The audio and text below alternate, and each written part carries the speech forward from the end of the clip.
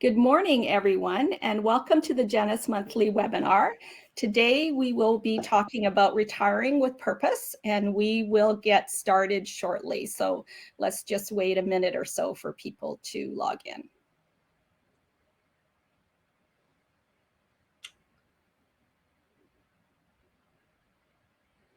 Should maybe play some music.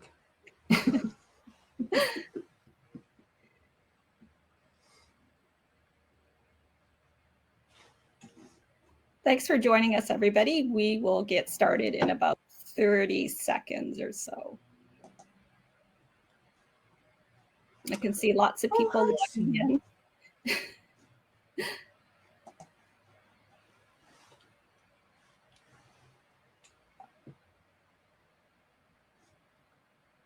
Oh, wow. Everybody's curious about retirement today. That's how you want to spend your Tuesday morning. It's great. Right. Okay, so I think we will get started. Good morning, everyone. My name is Sue Talbot, and I'm a partner and portfolio manager at Genus. And I'll be hosting today's session. And with me today is Julia Chung. Julia is the co-founder and CEO of AdminSlayer and Spring Planning. We've added links to both our LinkedIn profiles in the chat. You can see the links there. So feel free to connect with either one of us that way. Today, Julia and I will be talking about retiring with purpose. And in this webinar, we are going to cover how to design your life after work, aka retirement, how to create purpose in that last chapter of your life, and how to use that purpose to create a retirement income plan that actually works. While we're waiting for a few more people to log in, let's take care of a few housekeeping items. You can maximize your screen, and I think it's those two arrows there on the top right of your screen to maximize the screen. Please do type in your questions in the chat, and there will be a question and answer session at the end. And if you find yourself having technical trouble, you can let us know through the chat. We have somebody on hand to try and assist. And if you're having video or audio problems, one great solution we find that works is you can just hop off and come back in. And sometimes it's as simple as that to correct the issue. And we are also recording this session, so we'll be sending everyone a link to the presentation afterwards in the next day or so. I'd like to start with our land acknowledgement, extending my gratitude to the Indigenous peoples, specifically the Coast Salish, Tsleil-Waututh, Squamish, and Musqueam, whose lands we are honored to speak to you today. We do this to reaffirm our commitment and responsibility in improving relationships between nations and our own understanding of local Indigenous peoples and their cultures. Canada is home to Indigenous people from across Turtle Island, and we are grateful to have the opportunity to meet and work on this territory. So we are going to get started with a quick poll. And if you can just click on the poll tab on the top right-hand side of your screen, and hopefully it will come up. So the question is, how long do you think your retirement might actually last? And you can see the answers there: 10 years or less, 20 years or less, 30 years or less, or 40 years or more. And we can see the answers coming in. So it looks like 30 years or less is leading here, but we'll just wait a few more seconds here. And it looks like 30 years or less is the top answer there. And 20 years or less is the second one. 40 years or more is the third one. And 10 years or less is trailing at 9%. So thanks everyone for participating in that poll. And obviously time frame is very important in the retirement planning process. So when we hear the term retirement planning, most of us immediately think about finances, and we ask ourselves, do we have enough money to retire? And no doubt, the financial side of our retirement is important. But what about the personal side? When somebody asks you, what do you do? The answer shouldn't be, I'm retired. We all identify ourselves with our work, and when we are no longer working, we default to labeling ourselves as retired. The default I'm retired mindset leaves us stuck, and we don't progress towards reinventing ourselves. All of a sudden, retirement is our new identity. And if you look up the definition of the word retired, it often implies that the item has outlived its usefulness. And I don't know about you, but I do not want to be identified as that. So how do we prepare ourselves for the non-financial part of retirement? What are we going to do? What is our life going to look like during this phase?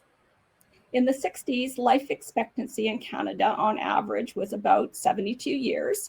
So if you're retired at age 65, you were basically planning for about a 10-year retirement period. But today, thanks to science and technology and healthier lifestyles, life expectancy has increased to about 80 years for men and 84 years for women. And that's just the average. So this means there's lots of people out there that are living longer. So that makes the planning period 25 to 30 years. I think that was reflected in the poll that we just had. And that's over 10,000 days in retirement. So this could be a third of our lives. So it's extremely important for us to find purpose during this chapter. We're also starting to come out of this pandemic, and I've heard COVID being described as the dress rehearsal for the retirement you don't want. So on one hand, we're stuck at home, we can't travel, we're spending too much time in close quarters with other family members, and we have had it. Get me out of here. I can't wait to get back to work. There is no way I want to retire. I want to keep working. And on the other hand, we've had people that have lost loved ones and don't want to waste one more minute. So they decided they want to retire sooner and enjoy what time they have left. So during our busy work years, we all have an idealized vision of retirement. Sleeping in, playing golf, or in my case, going to the gym, traveling, and relaxing at the beach. Now, these are all great things, but they're not anyone's purpose. Without a plan or purpose, we can find ourselves unfulfilled and restless. Meaning and purpose is focused outwards. It's about taking care of each other, contributing to our community or society. So when we have purpose, happiness comes naturally. Our careers may have provided us with purpose for over 40 years. So how do we go about finding a replacement when we retire? I'm here today with Julia Chung of Spring Planning, who will tell us more about finding our purpose in retirement. So now I'll hand it over to Julia. All right. Well, thank you so much, Sue. I'm really excited to be here today. And I'm really excited that so many of you showed up because a lot of times people maybe don't want to talk about this kind of touchy-feely side of retiring. And it's exciting to see that so many of you actually do because it's really, really important. So we have about 30 minutes on the presentation today. You can definitely ask questions in the chat. We'll be paying attention to them as they come along. And we're really looking forward to a robust conversation afterwards where we can answer those kind of more specific questions and get into what's really important to you. So today I want to talk about what is retirement. Retirement has changed dramatically over the centuries. The Roman Empire provided a pension to those who served in the military, and the countries that eventually were born from that empire attempted to do the same with varying degrees of success. In 1883, the German Chancellor, Otto von Bismarck, introduced a pension for anyone over the age of 65 as a counter-move against the Marxists. In the mid-1800s, U.S. municipal employees started receiving public pensions, and the American Express Company began to offer private pensions in 1875, my bad, sorry. By the 1920s, many U.S. companies were providing private pensions. I Sorry, I see, Petra, you're asking me to speak up. I have the microphone directly in front of my face. I'm not sure how if this is helping, but I hope it does. Canada introduced the old age pension in 1927. At the time, it was jointly financed by provincial and federal governments and paid up to $20 per month. In 1951, the Old Age Security Act brought in a universal pension with $40 per month financed through the federal government for all Canadians over the age of 70, with another pension for those aged 65 to 69 financed, sorry, with another pension for those aged 65 to 69 financed through both federal and provincial governments. The Canada Pension Plan was introduced in 1965, with Quebec launching their own similar pension at the same time. This became effective in 1966, when life expectancy in Canada had increased to 72 years, 75 for women and 68 for men. Ultimately, this meant that we were planning for, at most, a 10-year retirement period. Life expectancy, as Sue mentioned, has continued to increase since the mid-1960s. In mid-2020, life expectancy for men was 80 years, and for women was 84. And remember, this is on average, which means there are a whole lot of people who live quite a bit longer than this.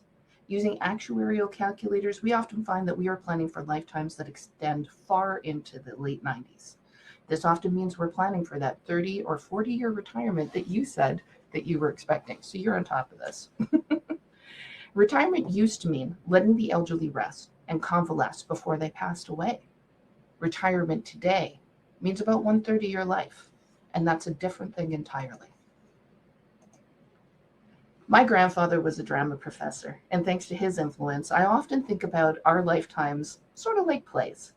In our first act, from birth to about age 30, we're learning, learning, learning. We spend about 1/3 of our lifetimes just figuring out how to be adults. Hopefully, by the second act, we have an idea of what that looks like. We start our own families, we excel in our careers, we build businesses, and we get comfortable with being the people we are, striving towards bettering ourselves. We haven't had a lot of time as a society to really think about that third act. We've only really started to have one in the last 50 years, and a lot of us just don't know what it looks like to not only not create the cash flow we need to live on in that third act, but to exist within it. Teresa Amabile, who I'm probably butchering her name, is doing fascinating research at Harvard about how people transition into retirement, and her preliminary findings boil down to this. It's hard to retire if you don't know who you are without work. When you work, you're kind of a tenant in a really settled life structure where you know where you're going to be and what you're going to be doing Monday through Friday. And you have a clear identity related to your work. You go from having to be an architect of a new life structure and often a new identity where you need to build a new life and explore new activities, relationships, and ways of thinking about yourself. For many, the first months of retirement can involve an existential crisis. It can be a very dramatic moment, with many retirees facing a psychological battle for self-discovery. Whole philosophies have been built around answering the question, who are you? Like, really? And the job of truly knowing yourself is bigger than this webinar could ever possibly cover. But we wanted to give you some key questions to get you started. Could you answer the dreaded small talk question? And what do you do without talking about your job? Can you imagine a future self who can? How do you feel about that future self? Are you elated at the prospect of no alarm clocks, if you have one? Are you anxious about your purpose, or does meh best describe your reaction? If you're in a long-term relationship, can your partner answer these questions? Would you win the newlywed game if you had to guess each other's answers? Do your answers complement each other?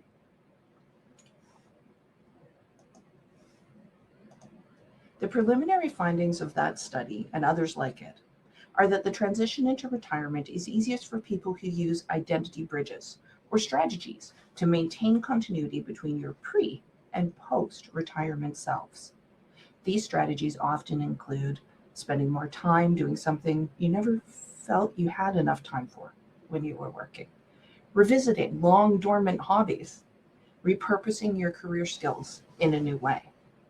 Spending the time before full retirement starts defining the activities you enjoy, the skills you have, and the values you want to live out are keys to preparing for retirement in a way few people are talking about in media and financial journals. Ask yourself, what would I do with my days if I had unlimited time? Most people might spend some time vacationing, resting, relaxing, but we've found that that period of time tends to last 1 year at the absolute longest, before the existential crisis starts to kick in.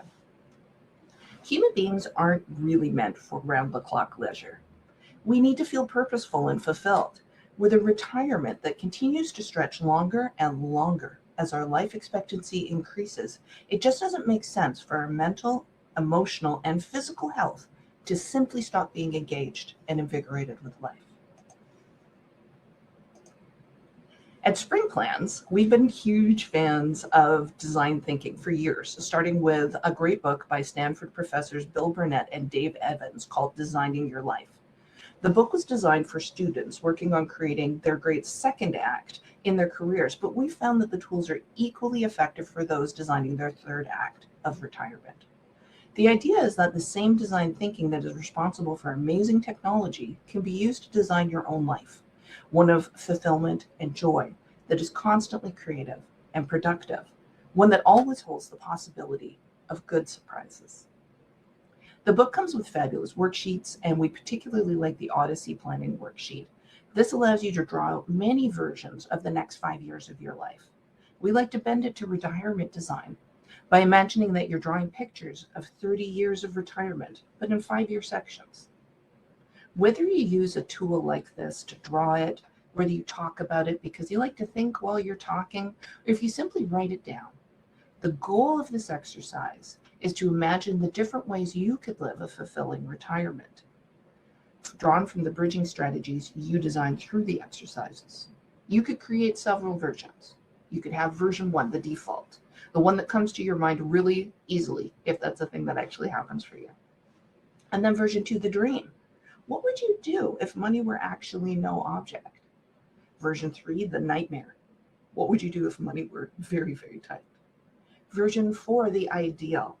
What would you do if no one else's opinions mattered at all?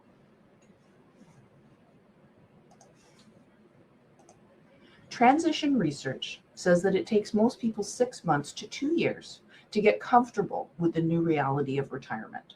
In our ideal world, we'd give everyone 3 mini retirements throughout their career as both preparation for the real thing and also as something nice, because why not? Lots of people don't have the freedom to just take 6 months off, let alone 2 years. So we do need to find more creative ways to prototype and test our theories of retirement. Even if your mini retirement is squeezed into a 2-week holiday, a long weekend, or even into the evening hours, the key thing is for you to try out what you think you want and pay attention to whether you actually enjoy those things and for how long. These activities really pay off if you're able to engage fully. Another great tool from the Designing Your Life team is the Good Time Journal activity log, which helps you record your actual experiences during these tasks. Through this log, you just jot down your engagement, and it's really simple. It's just a couple of lines. What did I do? How much did I enjoy it? Almost like as a fuel gauge from 1 to 10. You can jot down your engagement, your energy, and see what's really giving you the best juice. With all of that information from your test runs, you'll be able to start truly designing what your retired life looks like when it's fulfilling, engaging, and energizing. So what does all of this have to do with the financial side of retirement planning? Well, everything. Financial planning as a profession is actually about as new as the Canada Pension Plan, getting it started in the 1960s, at a time when most people had company pensions and there wasn't most about 10 years of retirement to plan for. RSPs were introduced a little earlier in 1957 and TFSAs a lot later in 2009. The focus for financial planning in the early days tended to be around organizing finances currently and saving up for short-term goals like buying houses and cars, as well as building a nest egg for that 10-year period that was mostly funded through government and employment pensions. As employers started moving away from pensions in the 1980s and the responsibility for saving and investing fell to the hands of individuals, the work got a lot harder. But it still focused on the building of a retirement nest egg rather than the using of one. The truth is that actual retirement income part of financial planning is relatively new, with only about 2 generations worth of experience, and increasingly is complex as more accounts and investments are introduced, legislation, demographics, governments, and even more continues to change. If you've ever thought, this is something I should be able to do on my own, please give yourself a little break. There are so many moving parts and so much knowledge you need to have just to build these structures. As a CFP, I'm required to have 25 hours of continuing education annually as a minimum requirement. And I find I have to do much more than that to just keep up with all the changes and what's going on in the world. So please don't feel like this is something you should know how to do unless you actually have the profession of a financial planner. The big questions that many of our clients have, even after we've shown them lots of reporting that tells them retirement is feasible based on the design they've developed for their life, is, yeah, but how and when do I receive my paycheck? Most people are used to a regular paycheck, and what is great is that with the help of your financial advisors, including your investment managers, accountants, and financial planners, you can develop exactly that. Again, it always starts with the income you need. This is the hardest question people are finding when we go through the complexity of financial planning. It's the hardest question to answer, and one that our teams can't give you. There's no right or wrong way to spend. There's no normal amount to spend. There's simply the reality of your lifestyle, which will include fixed expenses, the kind of costs that arrive before you even wake up in the morning, utility bills, property taxes, insurance costs, subscriptions, philanthropy, health insurance, just solid, already spent, you haven't even done anything. And then there's those variable expenses. These are the costs that fund things like eating, getting around, groceries, gasoline, car maintenance, staying warm and dry, clothes, and having fun, dining out, traveling, hobbies, activities you enjoy, gifts to your children and your grandchildren. And then there's those random expenses, and that really messes a lot of people up. The costs that show up maybe on an annual basis, like home maintenance, or every few years, like appliance or vehicle replacement, and the huge once-in-a-lifetime trips to someplace you've always wanted to go. These are really hard to pin down. But if you approach it as a way of designing your life, the one you want, the one that you've proto-tested, rather than trying to track the past, you'll find this starts to flow really well. Your financial advisory team can then use that information about you and the life that you want and how much that actually costs to create the 2 components of your plan that will need to work together over time. The first component is, excuse me, the overarching philosophy that looks at the entire time period, the rest of your life, and applies a strategy that's meant to have your funds last throughout or beyond your lifetime. This would include timing to trigger the beginning of your pensions through your employer or through your government, since taking these at different times will have different impacts on the amount you receive and your tax bill. It will also include timing withdrawals from your register plans like RSPs and company or group RSPs and defined contribution pension plans, and how to own your retirement assets so that you can take advantage of as many tax benefits as possible.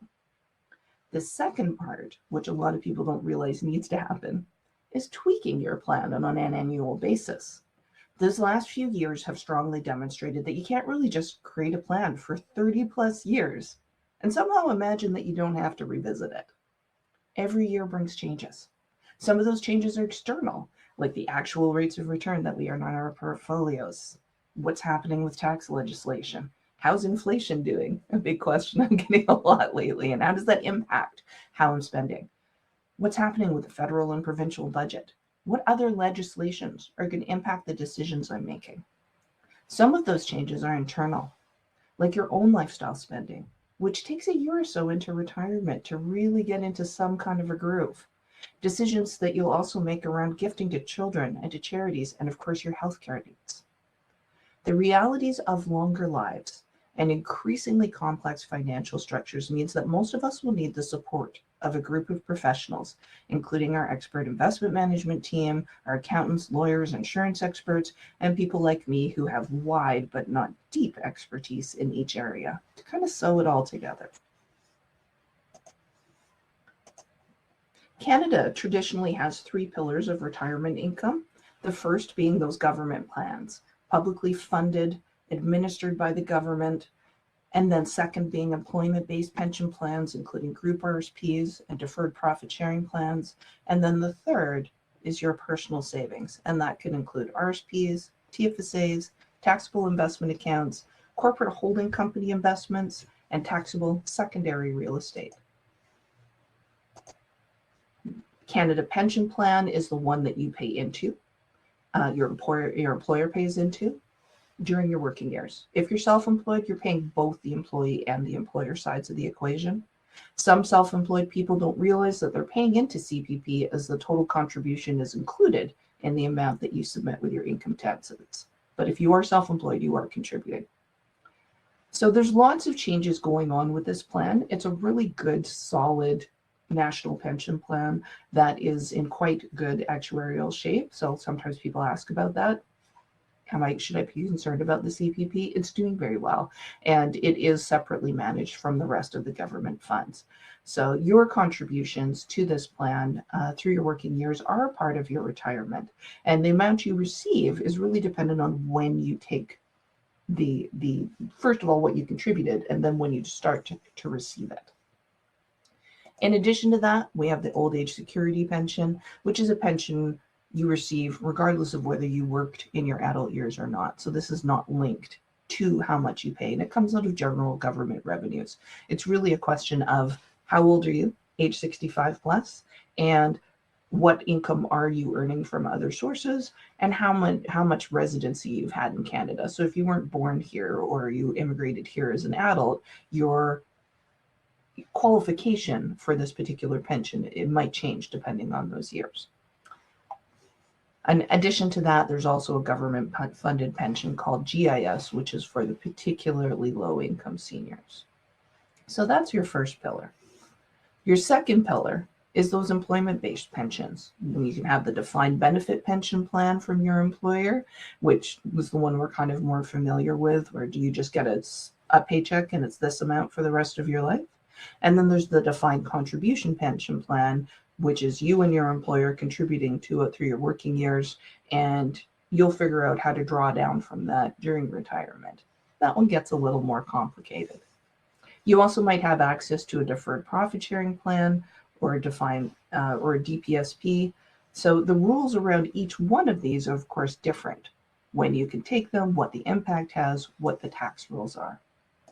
And then finally, of course, you've got your personal savings, RSPs, where your contributions are tax deductible, but your withdrawals are taxable, TFSAs, contributions not taxable, not deductible, and also withdrawals not taxable.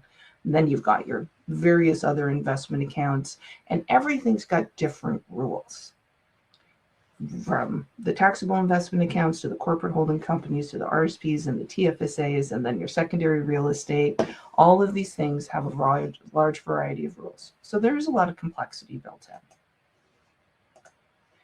There are nuance-specific rules for each and every type of income you receive. People often ask me for the rule of thumb for everything from how much income that you need, how much you should draw from your portfolio, and when you should start a pension. You may have even read some of these throughout your lives, such as start your pension as early as possible, delay taking income from RSPs until the last possible moment, draw 4% of the value of your portfolio each year, or even you need 75% of your pre-retirement income to support your retirement. What I can tell you from over 20 years of creating working plans for real people in retirement is these rules don't work. The number one answer to all financial planning questions is that depends. What it depends on is your specific situation, the life you really want to design, the purpose you've built into that life, the reality of what that life costs and how you want to spend for it, the reality of investment returns, the persnickety little rules around each pension and each account, the existing tax legislation, and how federal budgets change these. Staying on top of these rules is really a professional commitment and why I still have a job. Your third act is often going to be between 20 and 40 years long. And while you can create a plan that will give you a strong sense of what is possible and how to approach it, that plan is necessarily unique to you, your family, and your purpose. So now we are at questions. What I wanted to do here was give you lots and lots of time to answer questions. So I raced through kind of the parts about the government pension plans because I wanted to give you lots of time to ask questions. But please give me some questions that you might have. There's a couple more polls I think we've got, Sue. Yeah, thanks, Julia, for that. I thought we would do the polls now, if that's okay, before we get into the question session. So I think the polls are going to come up next. So here we go. So Julia, you talked about these 3 acts: learn, labor, and love. Maybe you can just remind us again what these 3 are. Yeah, so the learning part is, again, that first kind of often around 30 years of life where you're figuring out what it means to be an adult and where you want to go and how do you want to live this life. And that labor part is the part where we're building net worth and growing families and having careers and that sort of thing. And the live part is really just that last act where we're in maybe our last 30, 40, 50 years and living in a different way that's less about earning money or learning about ourselves and more about just being in that space.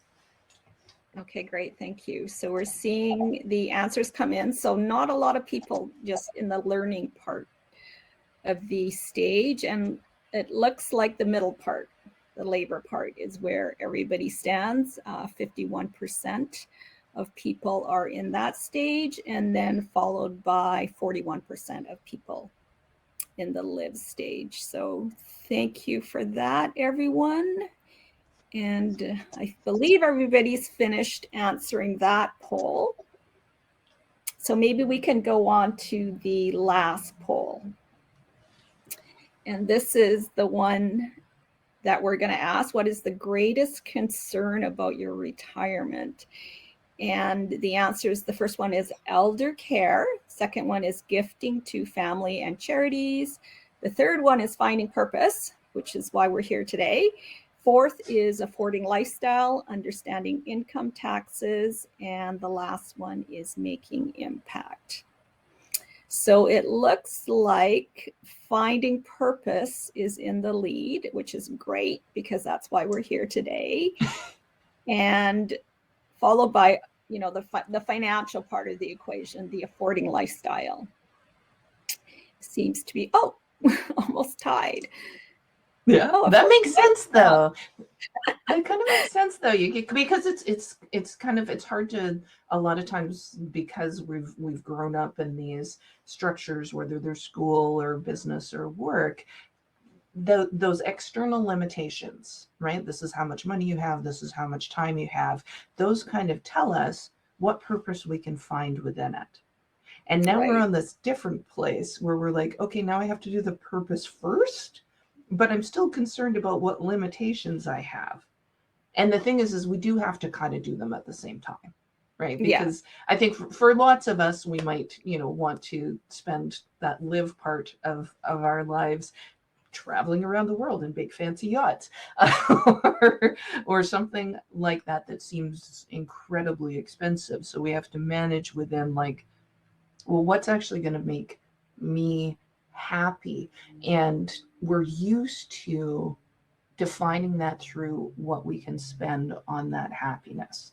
And I think it's really important to kind of step back a little bit and say, and do that prototyping that I mentioned earlier, where you're taking part in an activity, regardless of what it costs, and really just checking in. Does that make me really happy? I talked to a client recently who has decided to retire earlier than he expected because the pandemic forced him to do fewer things. And so Right. this is a guy who was buying lots of hockey tickets and going to the opera and flying around the world and having fancy wine dinners and that kind of stuff. He really enjoyed that. But through the pandemic, he was like, you know what I found I like more? Gardening. And that Yes. really just changed everything for him about what retirement will look like and how much that'll cost. And he's like, I think I'm going to retire now, which I'm hearing from a lot of people through the pandemic. Yeah, absolutely. And as you said, defining your lifestyle first, maybe the priority. So then you can determine, do you have enough finances Yeah. to And live that lifestyle? well, and what is it that I like about that? You know, because a lot of times, and I really, again, I think the pandemic has slowed so many of us down. Where we're like, well, this is important to me, and this is important to me. And then when those things were removed, because we just weren't allowed to, a lot of people said, oh, maybe that wasn't that important to me. And maybe that wasn't a big factor in my life. And I just think that's such a valuable lesson, such an important part. Oh, there's a question here. Oh, hi, Yeah. David. Is there one So big mistake? Yeah. sorry, go ahead, Julie. I just wanted to remind people to please go ahead and type in your questions in the chat box. And we do have this one question here, Julia. So the question is there one big mistake, one big, all caps, that many people make based on your planning experience that with hindsight they could have avoided? It's hard. Everybody's got different mistakes, but I think the biggest one is always it's not technical. It's not the, did I do this thing at the right time? Did I, start my CPP at the right moment? Should I not have drawn out money for my RSP? Any of those questions. Those can be errors that we have to deal with, but they are usually manageable. So from but from the technical side, I would say the biggest mistake I've seen is the assumption that both you and your spouse are going to live the exact same amount of time, or that one of you is definitely going to die before the other. That's probably the largest, most damaging mistake I've seen. Is kind of like feeling like, oh yeah, I know when this is going to end for me or for my partner, and so we're going to plan around those exact dates. Please don't assume that. You are going to absolutely be wrong. And then the other one is, I think, really getting out to retirement and not having done any kind of practice work or any kind of internal work, because retiring is one of the most stressful experiences that you can have in your adult life. It actually ranks in the top 10. It is very, very difficult emotionally, and you need to spend the time working on that and give yourself the room to do it. So what would you suggest would be the time frame that people start planning? You can't start planning too early. Now. Now. Right now. design your life, right? Just start thinking, what is the life that I want? Because there might be some of it that you can do today before you retire fully. It doesn't have to be a hard stop and a hard start. Right. Okay, so here is another question. Do you walk clients through the design your life exercise? I often will give them the tools and ask them to read the book, and work on the spreadsheets, and then a lot of times we'll go through them together. Just what was the outcome, that sort of thing, because it is a lot of solo work. But yeah, we've been incorporating it more and more since we found it. Okay. And then this question I get quite often, and it's really difficult to answer. So I'll ask you, it's about CPP. When should you start CPP? Pros and cons of taking it before 65. Can anybody answer that question? Not generally. I can definitely Yep. tell you if I know like all of the things about you, and it's still kind of a guess. So the thing about it is it's a guaranteed income for life, which is really important and super valuable. So don't downplay CPP, even if it's at the max right now about $1,200 a month at age 65, which hey, that's not no money, and it's perfectly useful. So if you take it before that, you're going to have a reduction in the amount of CPP you receive. If you take it after that, you're going to have an increase. The earliest you can take it is 60. The latest you can take it is age 70, and you get those increases and decreases. So what do we want to factor into making that decision? Well, we want to think about, what are your other sources of income? When are you actually going to stop earning income? What are the tax implications of your various sources of income and their starting and end points? So, if you have an RSP, you have to start drawing from it by age 72 at the absolute latest. And does it make sense to defer that as long as possible, or should we take it earlier? So it is this complex mosaic, more than even puzzle pieces, because it is really like a complex mosaic. I think the biggest thing is, if you're going to live an average life expectancy or longer, and we're going to look at CPP entirely in isolation as though everything else is fine, then you might want to defer it, because you are going to get more money out of it for a longer period of time if you defer to age 70. But your health, your other sources of income, and your actual lifestyle, what you want to spend and when, we often spend a lot more in the earlier years, is all going to impact the final decision. So that's my way of saying that depends. There's a lot of variables, right? Like you said, longevity, cash flow. If you need the cash flow right away, perhaps you should start it earlier. So there's a lot of considerations there.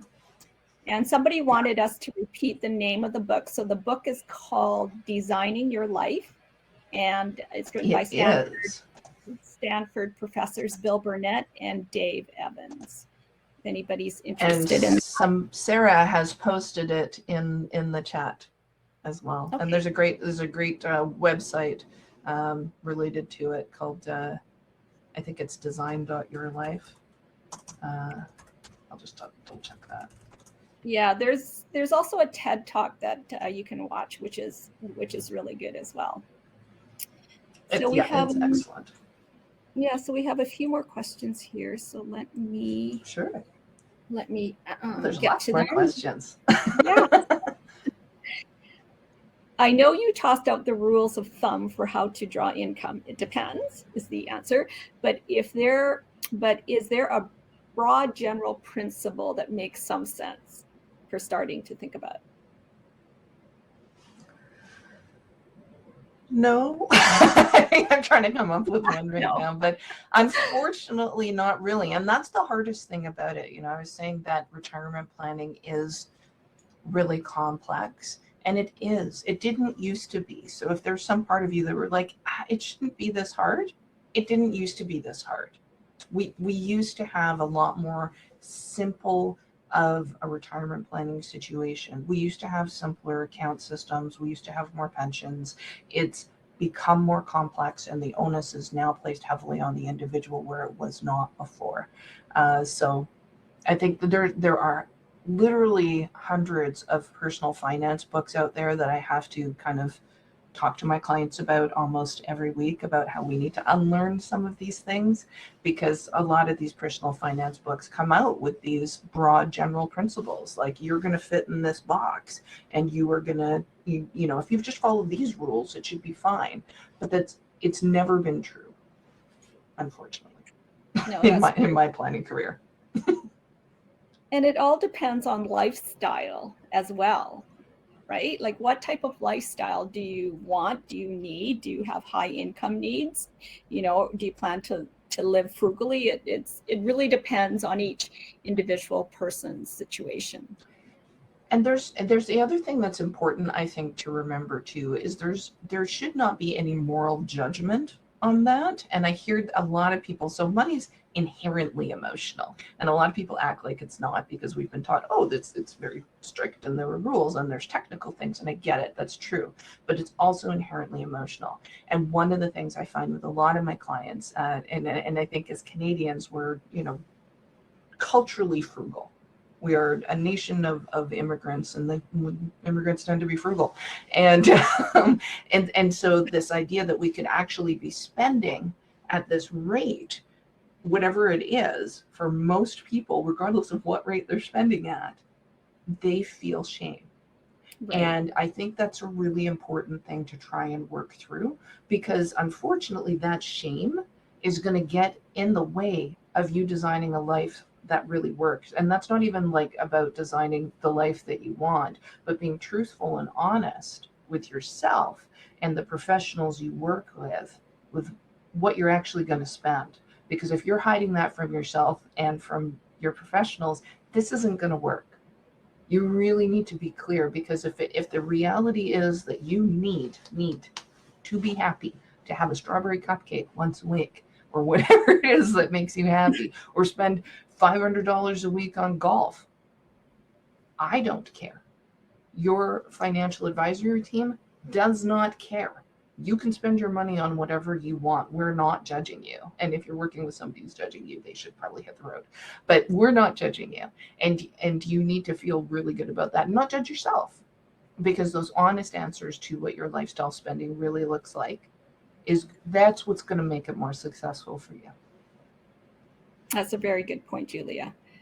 So here's another question. With many more dual income families these days, what do you suggest as considerations for retiring at different times, especially with regards to travel and relaxing? How does this impact finding purpose?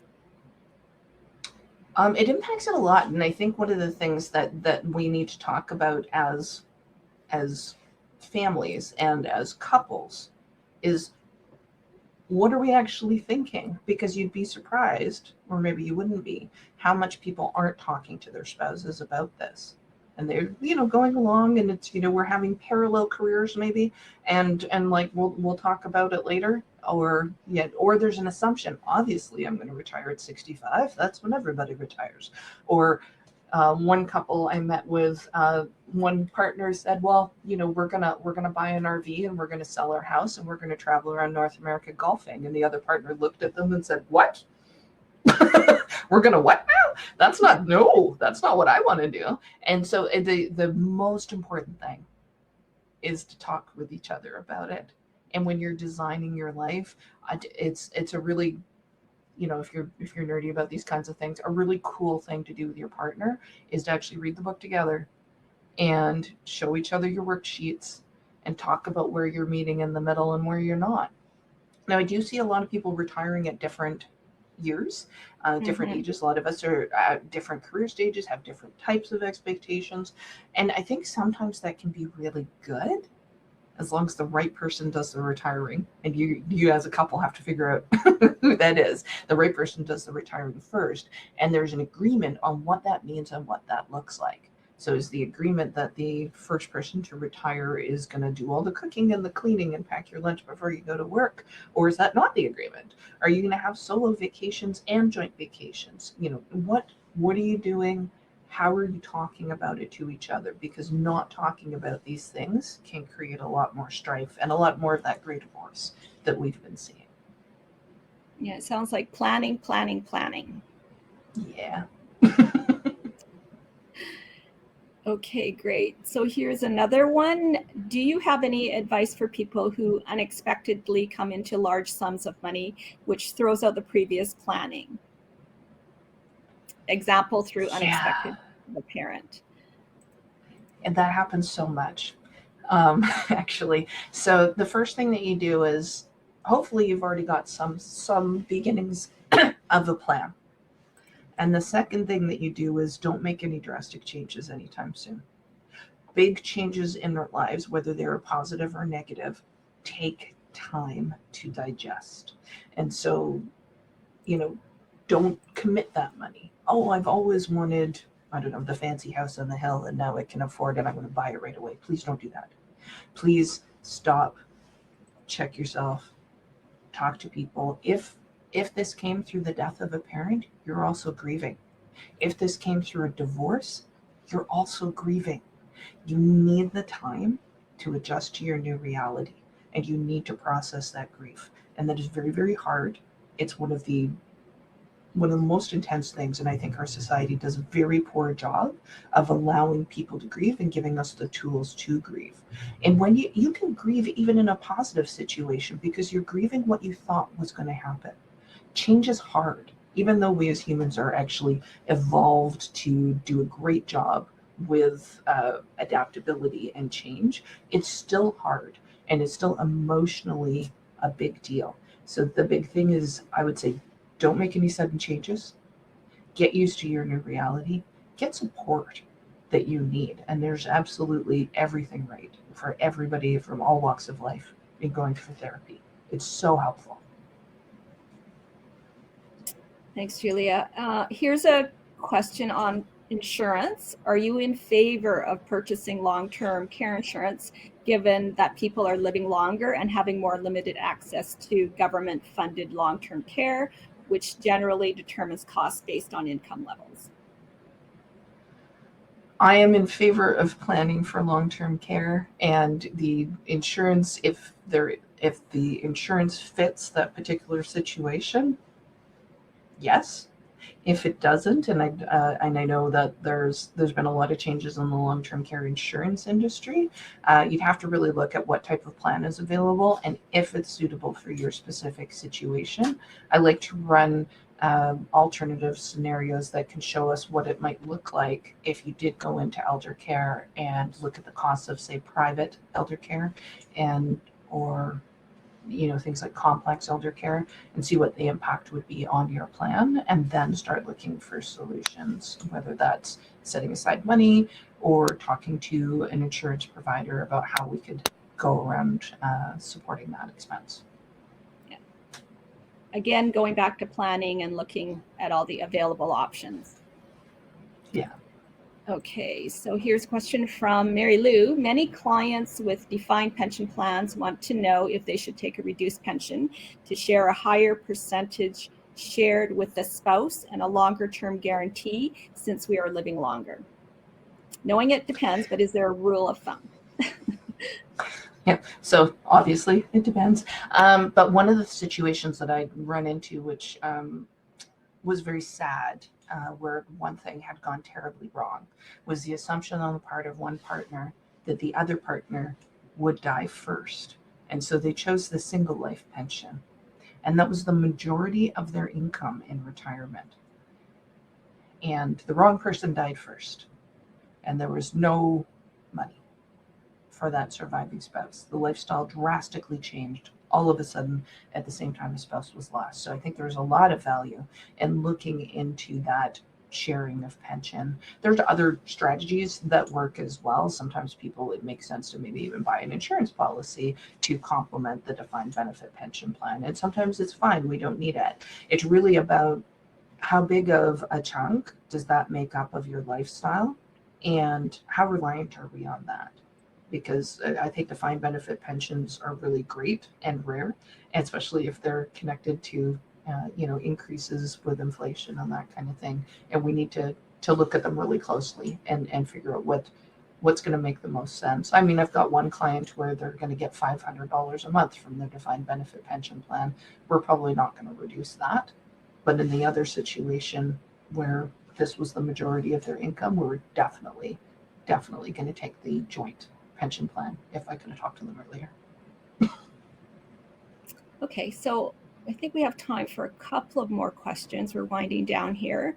So this one's from Grant. I often get asked by clients if slowing down into retirement is better than a hard stop, but this usually comes from a financial perspective. Can you discuss in terms of purpose?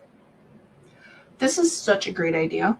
I love this. If we can do a slowdown instead of a hard stop and actually like transition into our new lives, I've seen that be so much more effective and so much more enjoyable than the hard stop. Sometimes it's not available, but if you can make that transition, it just bridges, old life to new life in such a clean way, and gives you those moments to reflect on, I'm going from 5 days to 4 days. What am I doing on that new day? Oh, I'm doing this now. And then you develop slowly over time. I have one client who did exactly that, sold her dental practice and went from 5 days to 4 to 3 and then to 2, and then just stopped altogether because she's like, this isn't fun anymore. I got stuff to do. And being able to get to that place is just so great. But it took her about 2 years, and I don't think that that's unusual. Okay, great. So I think we actually covered most of the questions. I'm just reviewing now.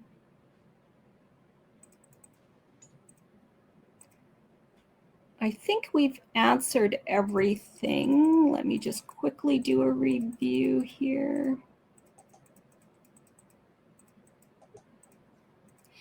Do you want to quickly touch on the spiritual aspects to consider in retirement?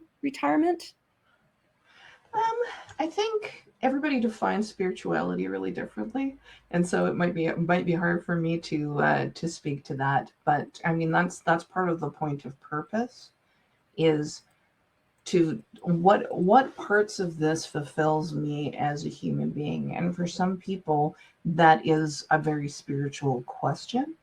And for some people, it's actually a very intellectual question. And for other people, it's a physical question.